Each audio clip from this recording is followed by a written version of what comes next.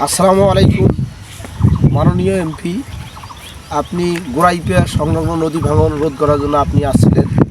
দ্রুত গতিতে এই নদী ভাঙন গোড়াইপিয়ার সংলগ্ন নদী ভাঙন পদক্ষেপ নিলে আমাদের জন্য খুব ভালো হয়, না হলে মডলপাড়া এবং পশ্চিমপাড়া বাড়ি বিলীন হয়ে যায়। আমরা তার কাছে আবেদন, উনি তার দ্রুত গতিতে একটি পদক্ষেপ নেব, এইটা আমরা আশা করি। বাড়ি ঘরদোর খুব বিলীন হয়ে যাচ্ছে।